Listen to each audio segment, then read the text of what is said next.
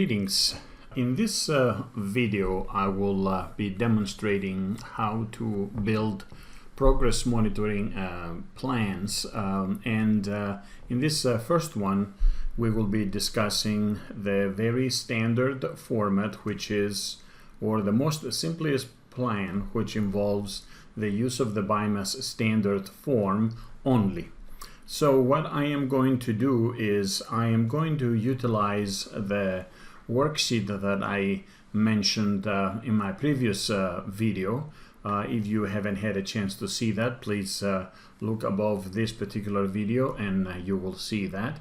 The worksheet that I have looks like this, and it involves a student. His name is Michael Johnson. I just included the information here from the worksheet. And we're going to use, as I said, the BIMAS standard form. So Michael Johnson is my middle school student, and he was diagnosed, hypothetically say, with emotional disturbance, and he will be receiving services from the district. The district wanted to identify as part of his IEP a monitoring plan, and they're going to they opted to use the BIMAS standard form. So the monitoring plan we're going to create for Michael, we will call it Michael Johnson's monthly behavior intervention plan. As I said, over here we're going to be using the standard form. All right, now why the standard form? What are some of the positives or advantages, I should say, of the standard form? So I have here another little slide that shows if you opt to use the standard form, and that is your decision, what are some of the things that are advantages of that? First of all, the BIMAS standard form includes all 34 items, which will be organized, of course, in the 5 standard scales: the conduct, negative affect, cognitive attention, the adaptive scales, and as well you will have information on the CASEL framework scales, the BIMAS SEL scales, the 5 scales, and the total score. So the advantages is that we're monitoring somebody's behaviors with what the BIMAS has, which is change-sensitive items. Next, one of the other advantages is that using the standard form, of course, you have normative data that you will be comparing the student's behavior to the regular population, the reference group. You will have access by looking into Michael's record form. You will have the ability to look into other behavioral data. He might be part, for example, of the universal assessment as part of being a student in your district. So you will have, in this instance, both the universal screening data and the progress monitoring data. Interestingly, this time the progress monitoring data will be using the same form as the universal assessment screening form. And that is okay, but they will be presented in 2 separate sections in the report for Michael, but still they will be there for you seamlessly to look at the data. Now, there are, of course, some disadvantages with this approach when you are using the standard form. And one of the disadvantages, I would say, or a caution that you need to be thinking, exercising, is the frequency of the administration of the standard form. You do not want, for example, to administer this form very, very often, and that way you will be risking the rater burnout effect. You may be asking teachers to spend 2 minutes completing this form too often, and that might not be really a good return in your investment and the teacher's time. In this respect, you really need to be considering the nature of the behavior that you will be addressing through the interventions that you're going to be doing with Michael, and then decide how often do you want this standard form to be delivered to teachers. So let's go back into our form one more time. The form, the worksheet that I was showing you earlier. Here we have Michael. We're going to name his plan Michael Johnson's monthly plan. One thing that we really need to know is we really need to make sure that Michael is in the BIMAS platform as a student. And of course, we have the option in the plan, in the progress monitoring plan, to identify a case manager. In this case, we will put the principal, Mr. Anthony Garrettson, to be the person who will be kind of overseeing the whole operation. The case manager really doesn't have to do much other than they have the option to log in and see the progress of a plan. So we give it usually to an administrator or to a psychologist or somebody who's going to oversee the whole process. And sometimes they might be getting notifications from the platform if really there is a gap in the data collection process. We also have a person here, we call it the I teacher, the interventionist. In this case, we have identified a special education teacher, Miss Kathy Snyder, who is capable and familiar and knowledgeable about delivery of a certain intervention, and we will call her the intervention teacher.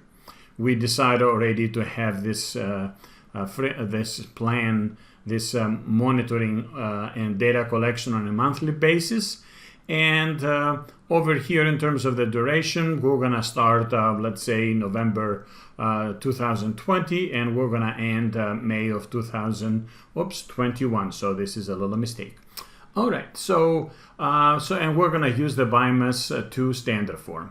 Now, the next thing we need to decide is who are the people who are going to provide us with information about the progress of whatever this intervention is all about. So we're going to have Miss Snyder, the interventionist. We're going to have Mr. Nicholas Proctor, who is a teacher, and he teaches classes that Michael takes in the morning. Miss Thelma De Soto is his afternoon classroom teacher. Michael is old enough, and he decided that he would like to be part of this monitoring. So we're going to submit to him the self-monitoring form. And also over here, we're going to invite Miss Tasha Brown, Michael's mother. So these are the individuals that will be part of this intervention plan. So now what I'm going to do is I'm going to shift our attention. I'm going to say that we kind of prep all of this work, and we're going to go into our platform.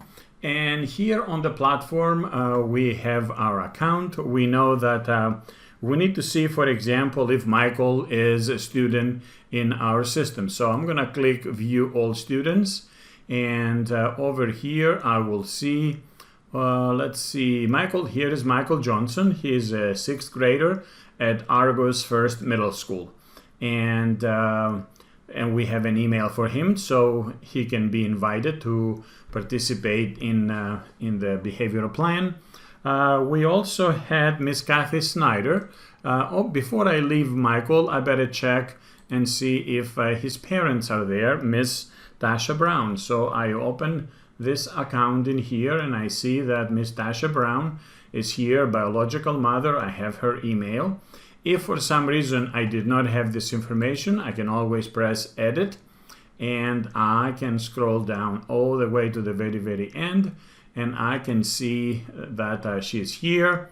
And if I want to add the father or somebody else, all I have to do is just press add new guardian in here, and I'm going to get another place where I can complete the new guardian. But at this point, I really want just the mother, so I'm going to remove this guardian.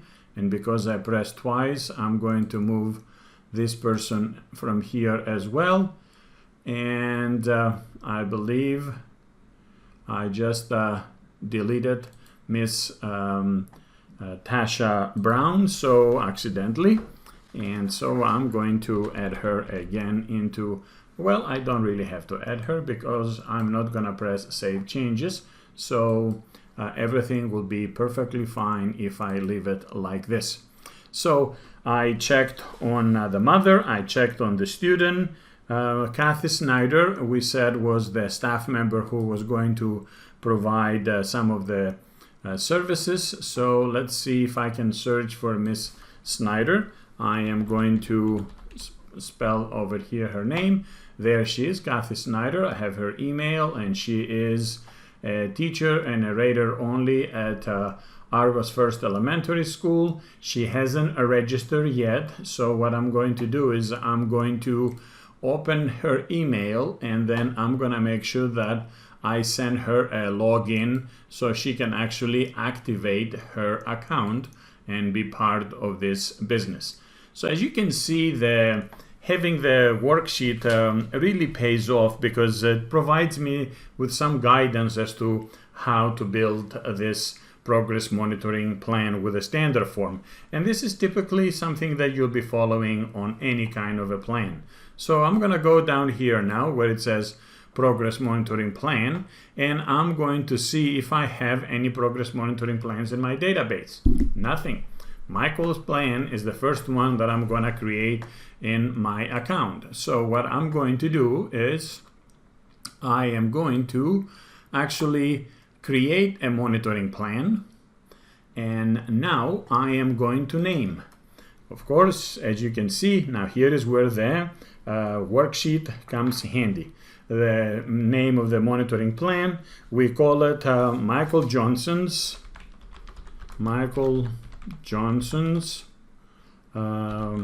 let's say BIP plan.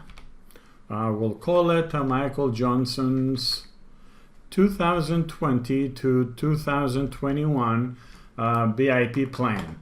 The case manager, we decided for the case manager to be the principal, Mr. Garrettson. So I am going to remove this person in here, and here the moment I start typing, you can see that the names appear. The intervention teacher, we said it was going to be from my worksheet, Miss Kathy Snyder. So I am removing this in here, and I type Snyder, and here is Miss Kathy Snyder.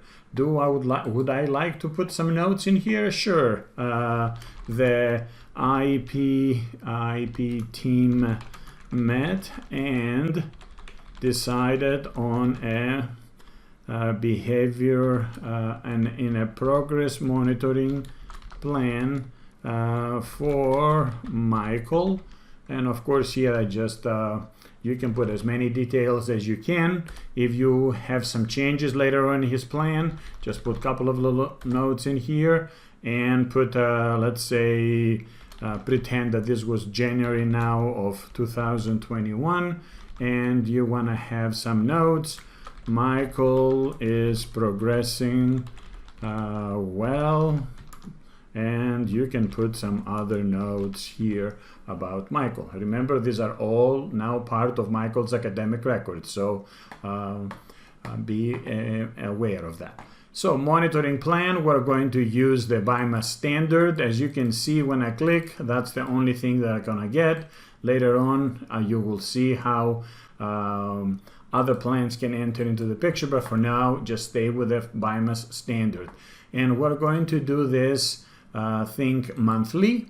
We are going to start according to our worksheet on November the 4th, and we will end it.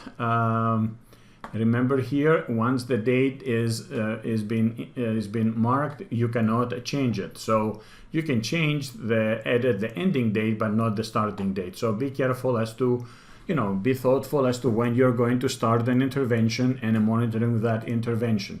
So here now I'm going to end this May of 2021.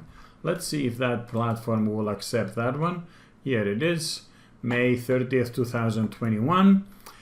I'm not going to do anything else. I'm not going to add any other monitoring plans. What I'm going to do is I'm just going to keep this monitoring item, the BIMAS standard form. That one will come handy later on when I demonstrate to you the other types of progress monitoring plans. And of course we have now the names of the students. Who is our student? Michael Johnson. Hopefully Michael Johnson, there he is, a 6th grader.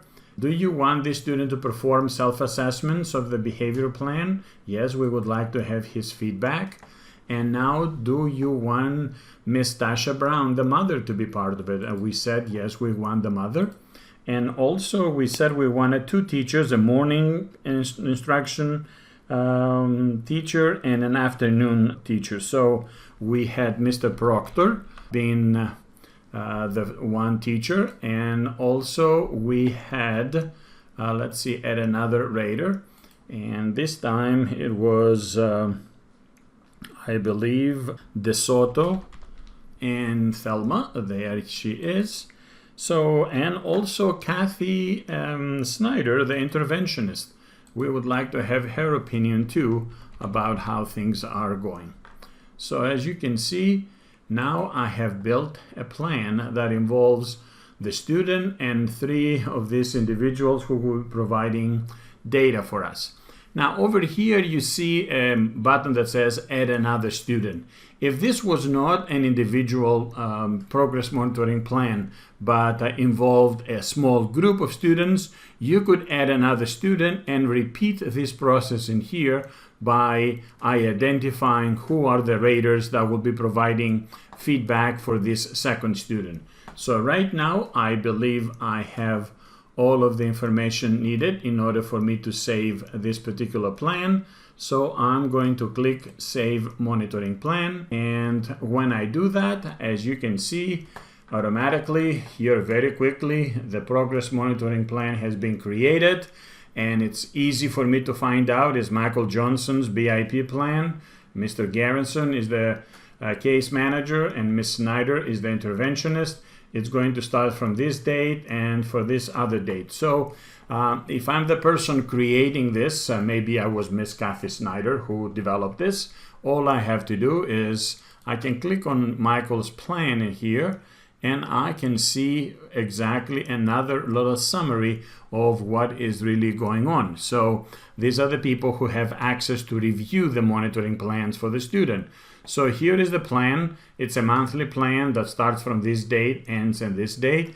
And here is the monitoring data.